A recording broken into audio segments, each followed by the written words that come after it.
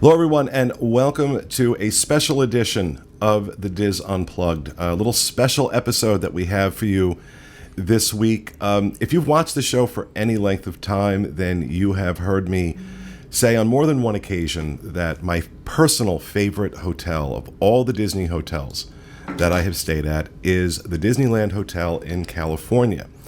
And one of the reasons I've always said that is because it's the original. It's where the history is. It's where the legacy of the Disney hotels and Disneyland Park is so vested in that place. So I'm very, very happy to introduce the man who literally wrote the book on the Disneyland Hotel. Mr. Don Ballard is with us. Hello. And we're also joined at the table this week by Mr. Steve Porter. Hello. And Miss Kathy Worley. Hi, everybody. So I first met Don a few months ago on one of our Adventures by Disney backstage magic trips out in California. It was a surprise that John had arranged to have Don come and give a presentation to our group about the Disneyland Hotel, and I literally lost my mind when I saw him, because Kevin and I have talked about this book on the show before.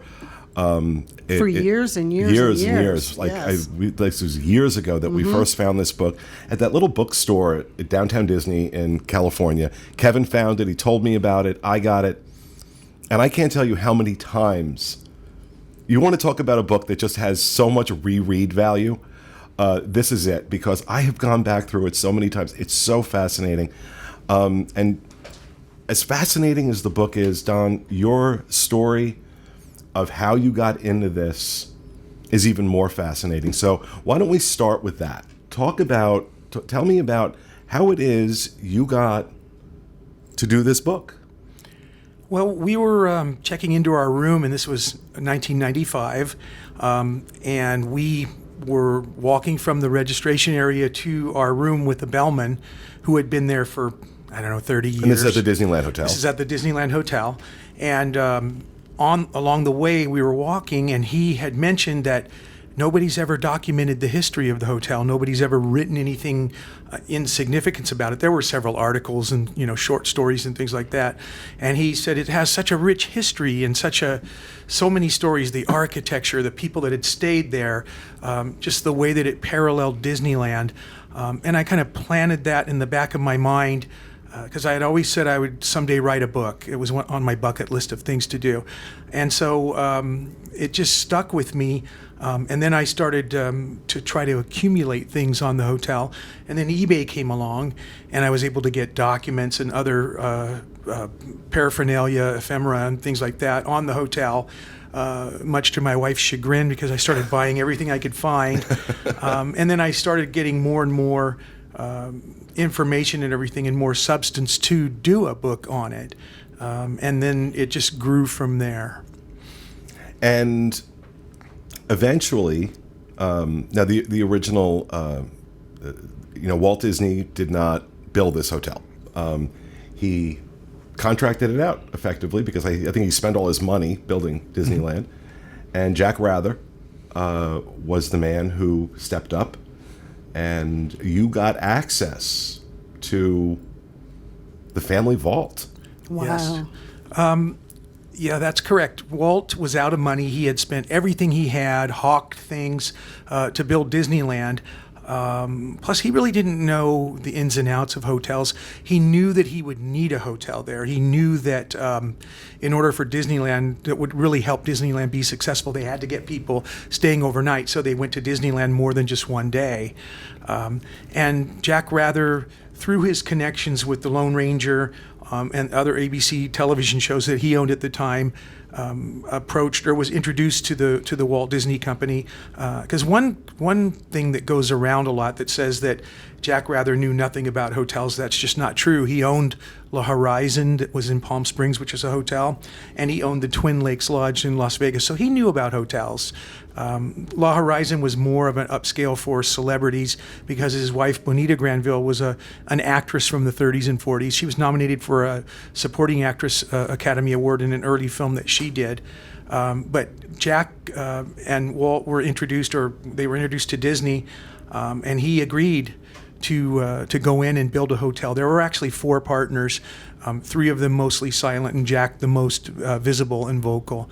And they agreed to build the hotel and spend $10 million, which in 1954, 1955, extraordinary amount of money. Extremely, yeah. It was a lot of money. Plus, like Disneyland, I mean, everybody was saying, you're building it out in the middle of nowhere.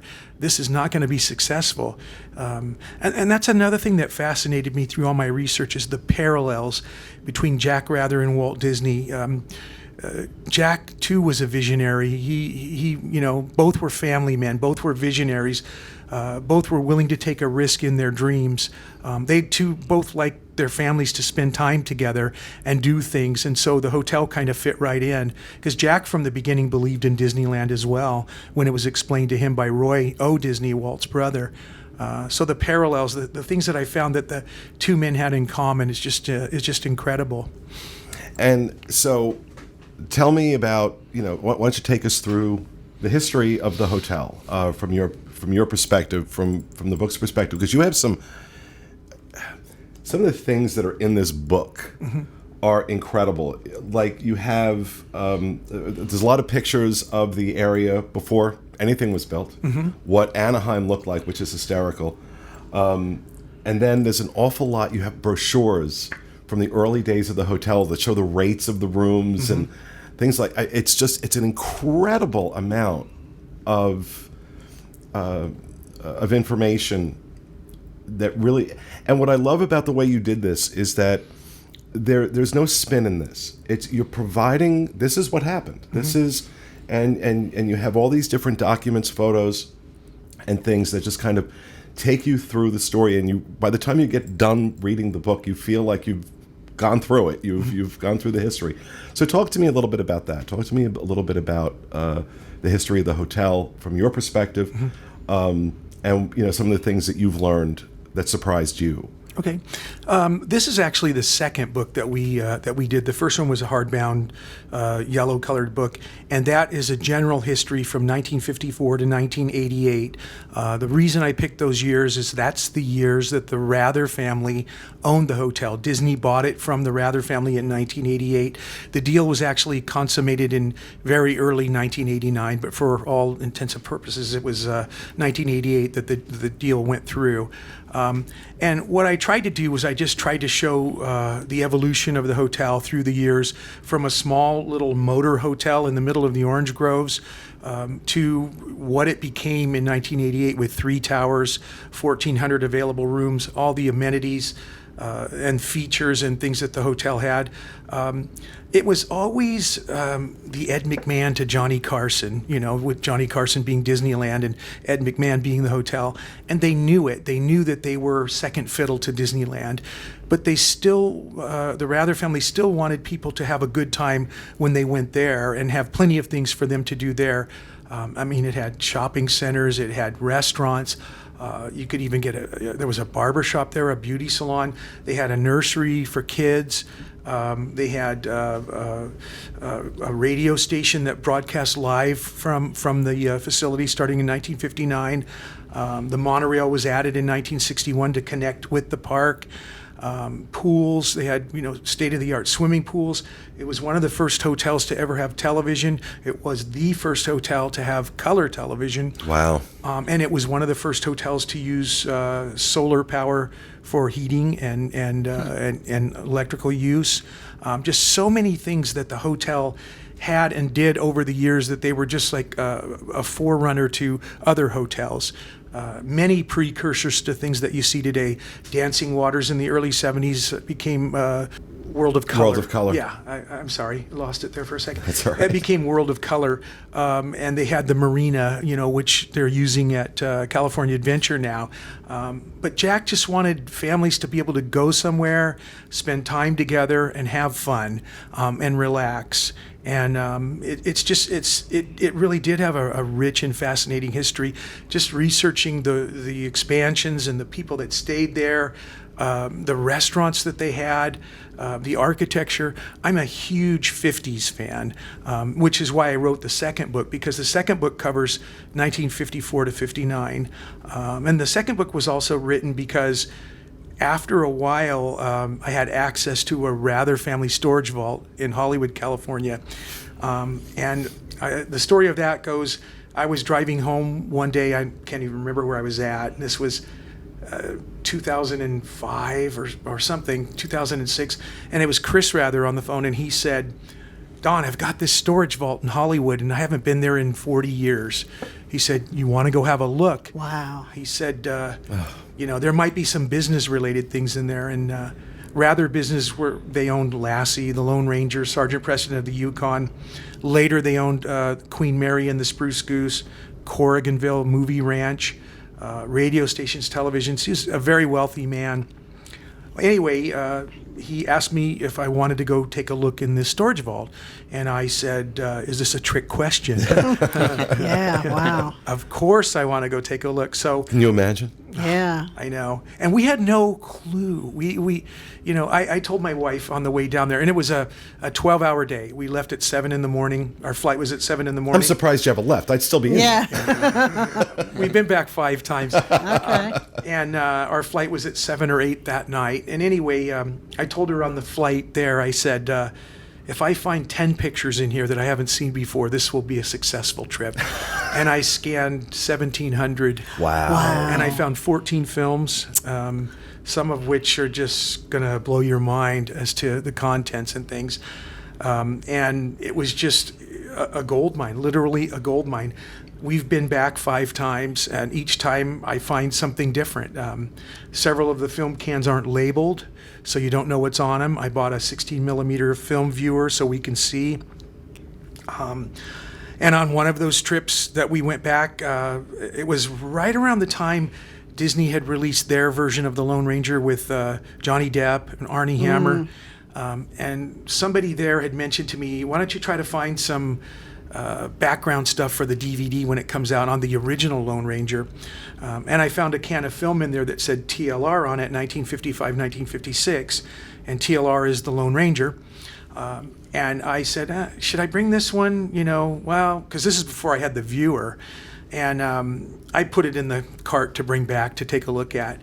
And what I found at the beginning of that film was Disneyland opening day in color. It was in beautifully preserved Technicolor or Kodak color, and it actually shows Walt Disney dedicating Disneyland.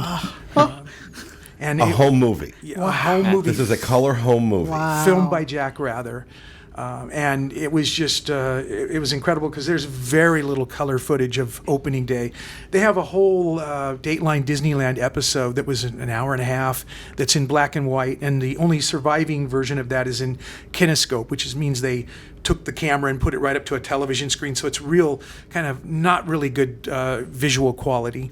But this is crystal clear in beautiful color. Shows the first flag raising ceremony, the first Autopia ride, the rocket to the moon, the clock of the world, the parade, the Mouseketeers, even shows former President Ronald Reagan getting ready to interview the Rathers. And this is all in color. Shows the camera crews that were there, and you can see the colors of the cameras. There was a red camera. Wow. And I said, wow, in black and white, you would never be able to get the same perspective. So that was incredible.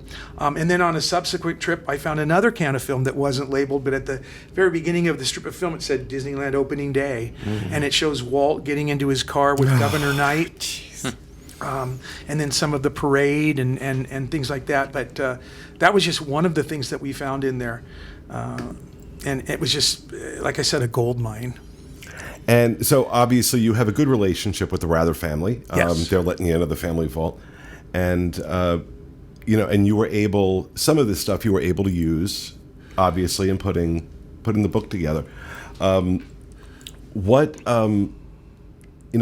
focus, like I said, in this book you focus on 1954 to 1959.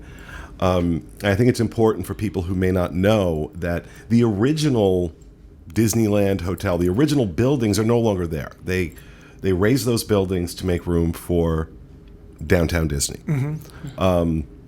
Now, Jack Rather did build the 3 towers that exist right now, but I didn't. They raised those in 2000, I think it was? 99, 2000. My first trip to Disneyland was in February of 2000, and it was all dirt piles. I so wish I'd been there to see that. Oh yeah. They did get rid of. There is the oldest structure there now, and there's actually 4 towers there, not 3, because they built the Sierra Tower and it was half its size, and they just built the second half of the Sierra Tower in 1965. Oh, I didn't so know there that. was a tower that was existing there that was half its size, and business was so good they just clamped another building right the exact same size right next to it. And so that's, I call 2 towers, and then the Marina Tower, and then the Bonita Tower. I don't even know what the towers are named today. Adventure, Frontier, Fantasy. and Fantasy. Yeah. I still, when we go there, I say, I think we're in the Bonita Tower, and most of them know what I'm talking about. They Right. know what I mean, and they say they just kind of give a little chuckle.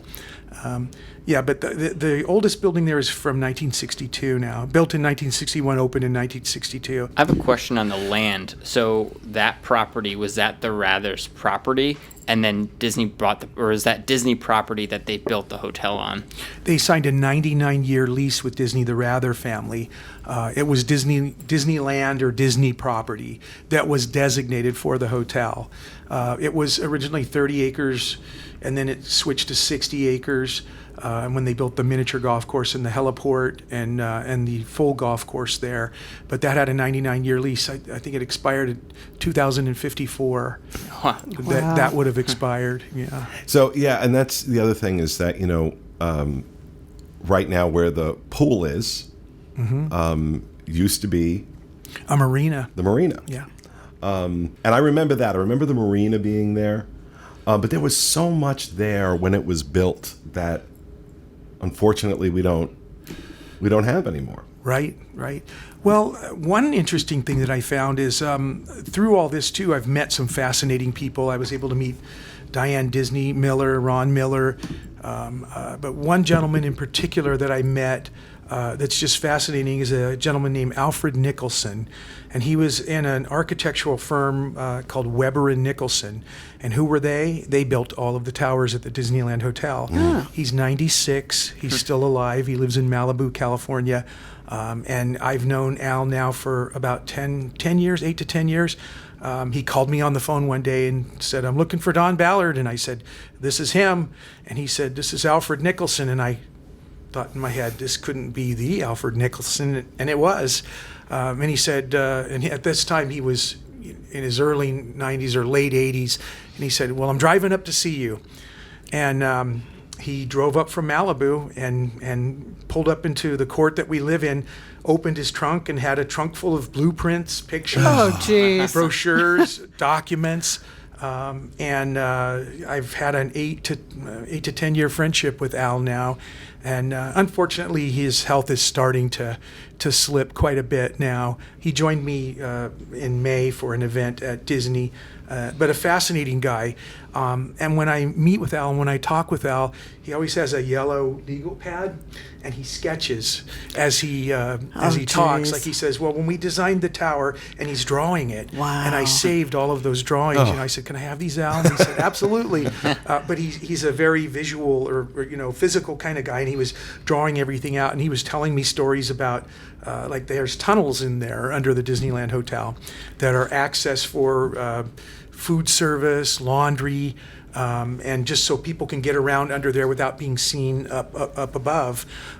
Which was, I guess, a precursor to the Yeah. utilidors we have Right, at Magic right. Kingdom here. Yeah, they got the ideas, a lot of ideas from there about the hotels, about, the running of hotels and everything for Walt Disney World. But sometimes I'll go out to the hotel with Al and he'll point out things, like, for instance, you can walk in the Sierra Tower. Again, don't know what it's called. And he said, notice how when you walk right here, you kind of go over like a little hump in the floor. He said, that's where the two buildings are joined together. He said, we just joined the buildings Oh, together, and you geez. can feel the difference in the height of the floor. And then another time that I was there, it was for the 60th anniversary, and I had done a presentation for Disney on the 60th anniversary, and I was just looking at the murals on the walls at 10 o'clock at night, and a guy comes up to me and he goes, "Are you Don Ballard?" And I said, "Yeah." And he said, "I'm the banquet manager here." He goes, I'm going to show you something that you're just going to die." So he brought me over to the Sierra Tower.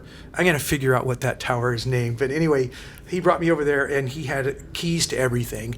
And he opened a door, and then he opened these giant doors from inside there. And he said, "That's the former outside of this building." And there's all these beautiful little blue tiles that you'll see in all the pictures. And he pulled one off and gave it to me. And he said, "This is where the building used to end." And they just strapped it right along next side to the other building. And he said, "And you can see the actual outside of the old building. And here's a tile for you." And Wow. that was incredible. So if you go there and you look right now over by Goofy's Kitchen, there's kind of a hallway. It's by that shadow box. You know that large shadow box? Okay. There's murals in there now that are a tribute to the Rather family. Right. There's 3 of them. I gave Disney every single picture that they're using in those murals. Oh, wow. Wow. And when did I do that? July 17th, 2015. I was working with WDI during the 60th anniversary celebration.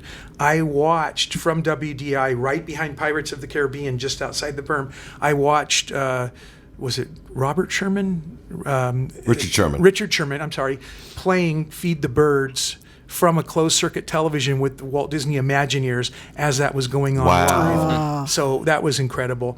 And then they used all those pictures, and we had a huge celebration on October the 5th, 2015, because that was the 60th anniversary of the opening of the hotel.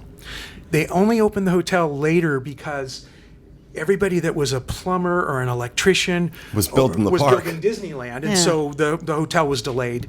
They wanted to open them at the same time, but they just couldn't do it. They just didn't have the workers. And even when the hotel opened, they only had 7 rooms opening night. The 8th room was used as the registration desk so that people could actually register. They were turning away 300 people a month, 300 people a night. Wow. Because they just didn't have the rooms. And then they had 100 rooms within 2 weeks, 96 rooms within 2 weeks, and then 200 within about 9 months. But they were turning away people left and right because it just wasn't big enough. So right away they knew they had to expand.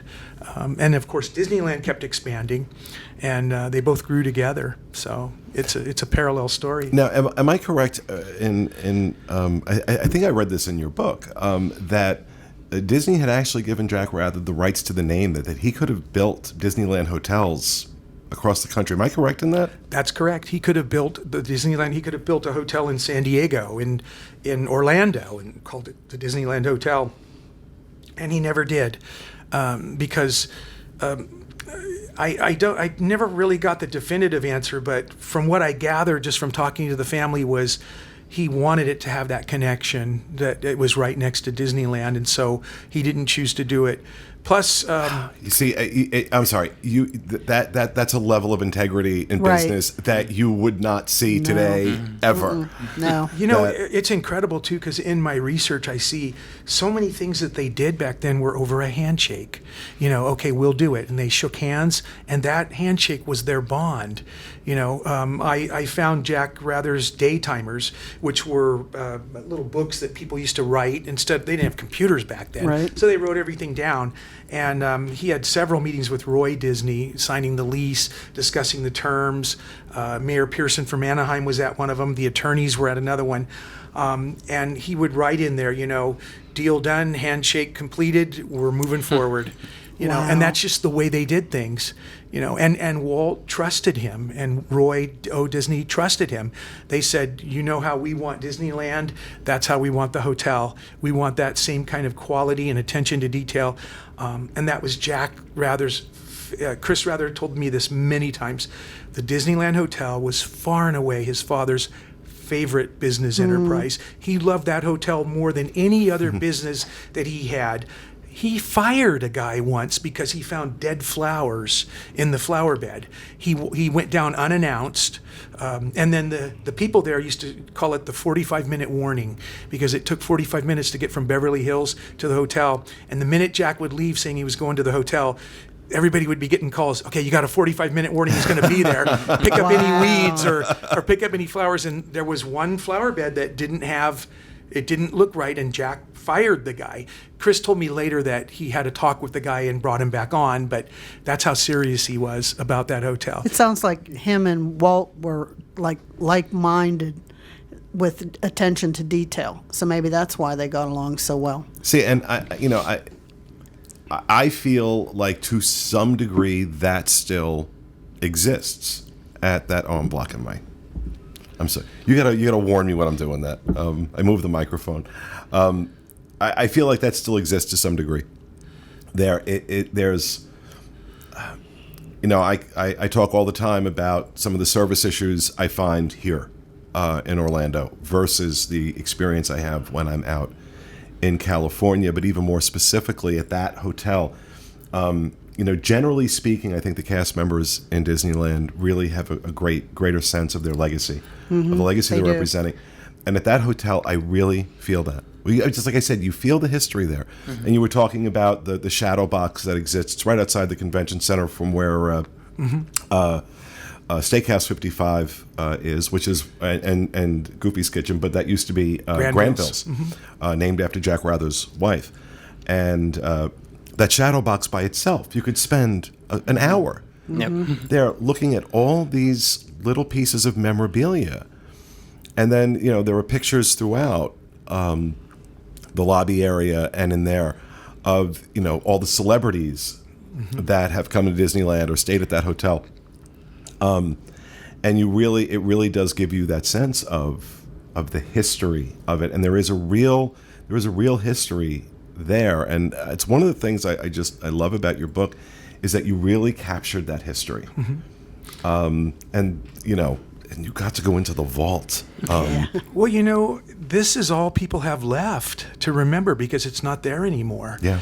And what I've also done over the course of these past few years is I've actually traced down the exact spot on the property where they first broke ground on March 18th, 1955. I can take somebody to that exact same spot. Wow. I can show them that hump in the floor where, the buildings were joined. I can go right back to where the Olympic pool was. I can take them, to all these historical places. At least to me, they're significant historical places to bring people. And that's all they have left. The pictures. I post a lot on Facebook, and I have a website and everything, and I try to keep that historical version of it alive. I'm working on a project now with Disney where I'm trying to get them to bring back an old 2-story garden structure because there's room for it. And if they brought that back, think of how many people spent their honeymoons or brought their kids for the first time there or just have memories of those rooms.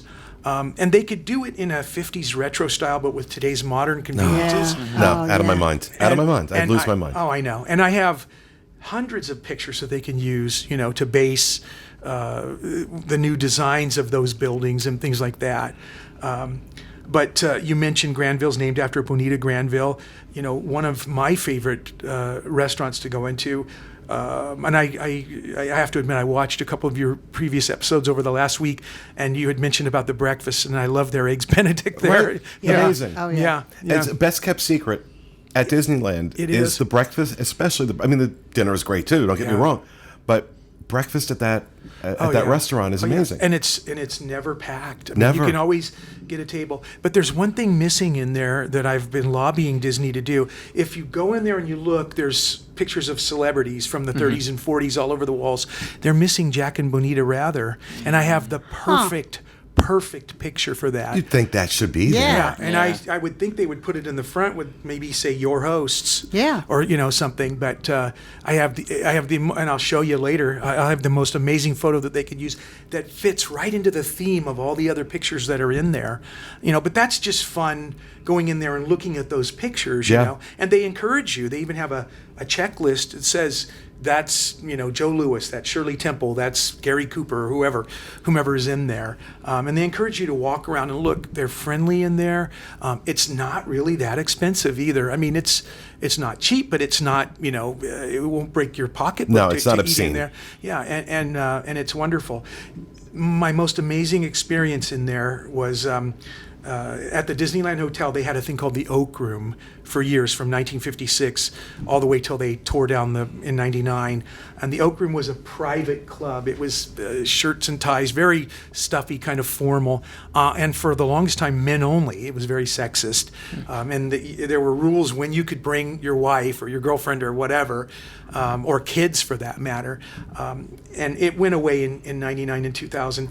But they brought back the Oak Room, and it's in Steakhouse 55. It's a separate room within there. It's not hidden or anything. It's right there.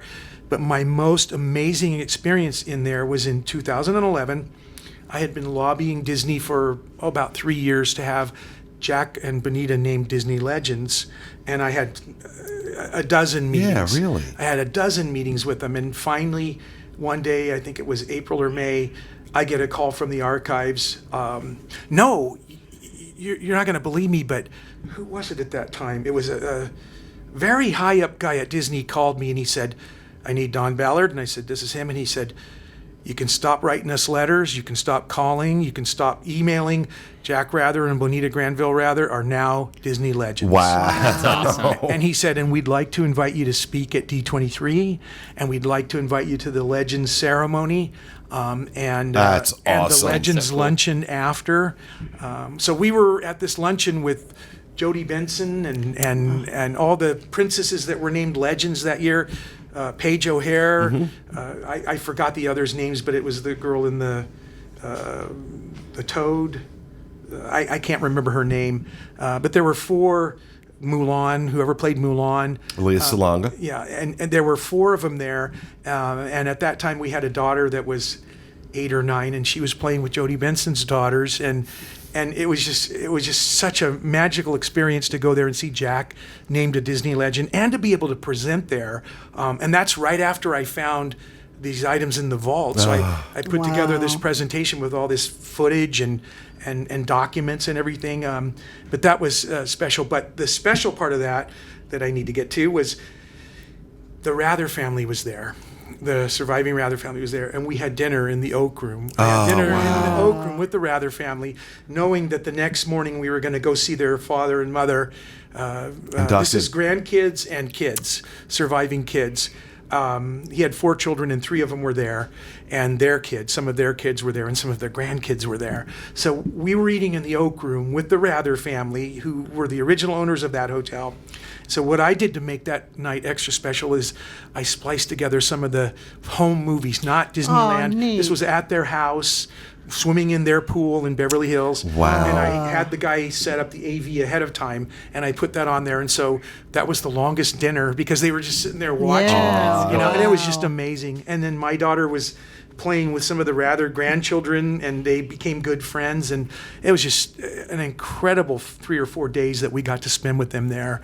And of course, Jack being named a Disney Legend, which was a lifelong dream of mine. I'm working on one more right now. He needs a window on Main Street. Yeah, of course. Yeah. Yeah, and I'm working on that. So you really, I mean, you're the keeper of the flame now. Well, Chris refers to me as the official family historian, because most of the things that I find, I make copies and I give to the family so that they can preserve them for the family, and so the family can remember. And occasionally the grandkids will call me and say, hey, was my grandpa involved in this, or what did he have to do with this building or that building? We were just at Loyola Marymount, where the Rather family donated a lot of their archives, because our son was getting ready to go to college, and we were walking around there, and then all of a sudden we come into this room, and right above the room it said, "This room provided by the Rather family, funded by the Rather family." Wow. So yeah. And that's another great spot. The Loyola Marymount has their archives, a lot of their archives. The guy brought out a box to me one time, and there were 4 gold passes, all signed by Walt Disney. Oh, my God. 1956, 1959, Could you imagine? 60 and 65. And he said, are these worth anything? And I said, nah, give them to me. They're not worth anything. And I said, are you kidding? I said, you need to put these in plastic, and you need to make copies of these and show the copies to people. These are priceless. Walt's signature on the front and Jack Rather's on the back. I said, these are priceless. Wow. So That's I have a question.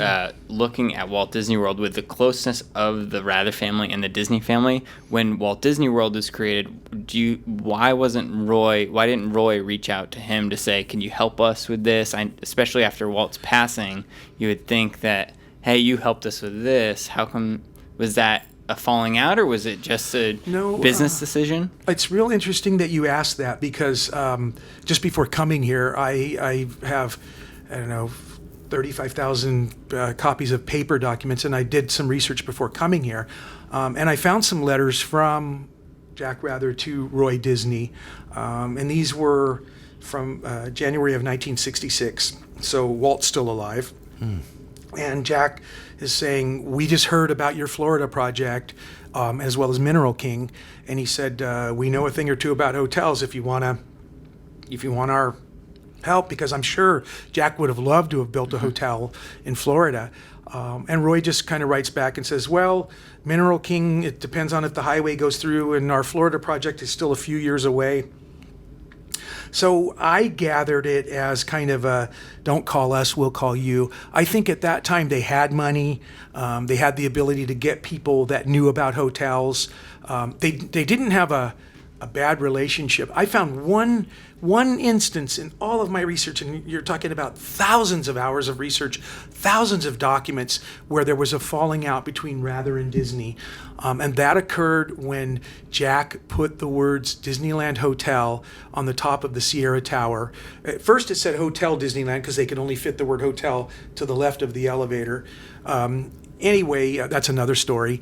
Walt was not happy with Jack because you could see that from inside the park until they built a special area in New Orleans Square. But for a time, you could see it if you looked. There was several angles where you could see the hotel, and Walt didn't want people to see the outside world. And so he told Jack, "I'm not happy with this." And Jack said, "Well, what can we do?" They worked it out. And I have a whole bunch of other letters between the Rathers and the Disneys before and after Walt, saying this partnership has been so mutually beneficial and we've loved working with you. And Roy would write back and say, "And we've loved working with you. This has worked out beyond our wildest dreams." And so it was a wonderful working relationship outside of that one little rift that was settled within a couple of weeks. He just said, "There's nothing we can do about it now." And they built something that eventually covered that up, New Orleans Square or something. But it was an amazing relationship. Now, were you a big Disney fan before you did all this? Yes. I've always liked Walt Disney. The thing I like and admire about Walt Disney the most is that he could educate you and entertain you at the same time. It was a family tradition growing up where we would watch the Sunday Wonderful World of Disney or Wonderful World of Color episodes, while we were having our Sunday dinner. We would watch that show. And I was always just impressed with Walt Disney, his attention to detail. Just the way that he brought families together, the way that he provided fun, and made people smile, and things had happy endings, and Disneyland was fun. We never really got to stay at the Disneyland Hotel because we had relatives that lived real close by. So my aunt would always say, "I'll just stay with us," and my dad would say, "Yeah, it'll save money. We can spend money inside Disneyland instead of the hotel." And my aunt lived literally 3 miles away, 4 miles away. So we would just stay with her. But we would go over there and we would have lunches there, or we would just walk around the shops and things like that. But I've loved Disney practically my whole life. So is there anything that you found that surprised you, or that really you went like, wow? As far as the hotel or Disney or Disneyland? Yeah, like when you were doing all your research. And I never knew that Disney didn't own it at first. When I first thought it, I always just thought it was a Disney hotel. And that was something that certainly surprised me. But when I learned about all the costs and everything, and you were talking about the 50s, $10 million, that again was another parallel. Jack Rather wanted it right. He didn't care what it cost. He could always drum up the money, or he could find a way to finance it or make it happen. He just wanted it to be special and something that people remembered and wanted to come back again and stay in again. But just I saw a lot of, okay, that's going to be a $275,000 overrun, and he just, okay, go for it, That kind of surprised me. That led to, I mentioned earlier, there were 4 partners. One of them was his mother, Maisie Rather, who Maisie's Pantry was named after. Another one was a money-only firm called Loeb Investments in New York. They were in on a lot of Jack Rather's investments and everything. And they were the ones who were like the Roy Disney to Walt Disney, always calling him on money. You're spending too much, we're never going to get a return on our investment. They had a big riff early on, and they wanted to sell in 1957. They said, let's get rid of this because we're never going to make our money back. And Jack Rather wrote this letter to them saying, I have not only money in this, but my blood, my sweat, my tears are in this. This is an important hotel, and it's going to be very successful. They were used to, getting a 10 times return on their investment, and this had a 1.5 or 2 time return because it would take time to build up. Right. And anyway, you could just feel the passion behind Jack when he wrote that letter. And it was a 4-page letter saying, if you want out, I'll find somebody else to help with this, and go ahead, And he was really ticked off at that point, but they hung on and they said, okay, we've ridden fair winds and rough winds with you. We'll ride this one out too. And they stayed till, they sold. Then the other partner he had, I forgot her first name, but Alvarez. Helen Alvarez. Helen Alvarez. Maiden name was Harmon, and the Harmons were radio station personalities in Southern California. They were disc jockeys, radio station owners, and things like that. Helen Alvarez was a very wealthy woman. She too had oil wells and radio stations and television stations, KOTV in Tulsa, Oklahoma. Very ahead of her time. In the 50s, this isn't me, but the 50s, women stayed home with the children, and they didn't get involved in business, much less lead a business like she did. And she came in with Jack to also put in some money to build the hotel. Jack was always leveraged. I mean, he was always leveraging one asset or property onto another thing that he was buying or building. So cash flow, he didn't have a lot, but credit and things like that, he had plenty. And she came in, she was a multimillionaire, and she came in and helped him out as well. They got into it right away. There was severe litigation, and by 1958 he bought her out, and she was no longer involved. That's why some of the earliest souvenirs that you see that are the most valuable say Rather Alvarez Hotels. Right. Oh, okay. Yeah, if you see a document that says that, it can't be much older than 1958. Unless they had a surplus of them that they used later. But if you see Rather Alvarez Hotels, that's a significant item to have for your collection. Wow. Wow. Incredible. An incredible job. You've dedicated how many years of your life now to... Well, since 1995, yeah, a lot of time. I actually quit my job for 13 months to finish the Yellow Book, because I knew I had to dedicate. I flew down to Loyola Marymount to Disney just to get it to where it contained the information and I had it the way I wanted it. Even when I submitted the last manuscript, I said, no, send it back. I want to change something. But they said, nope, deadline's over. You got to, it came out in 2005, 50th anniversary of Disneyland, and they wanted it out for that. So, but I'm working on another one. I mean, what I'm either going to do is I'm going to make a decade on the 60s now, and then the 70s, and then the 80s, or I'm just going to redo the first one with much more. It'll be probably 250 pages. Oh, wow. Yeah, with much more information and pictures. Yeah. Do both. I'll buy them all. And I really can't recommend this for any Disney fan. I cannot, I'm going to hold it up again, cannot recommend this book enough. I know what I'm getting. I'm going to go buy that. It is absolutely incredible, the history of the hotel, especially if, I had stayed there before. I found this book. After you read this book and go to that hotel, it's an entirely different experience. You just look at it through different eyes, and you really, really see that history and that legacy. And I can't thank you enough for taking time to come and talk to us and share your stories about the hotel. I could sit here for hours and and talk about this, but we will provide links, Don Ballard's website and where you can buy the book on our show notes page, disunplugged.com. disneylandhotel.com. I want to thank you, Don, for joining us. Thank you guys for being with us. We'll see you again next time with another edition of the Diz Unplugged. Thanks, everybody. See you next week.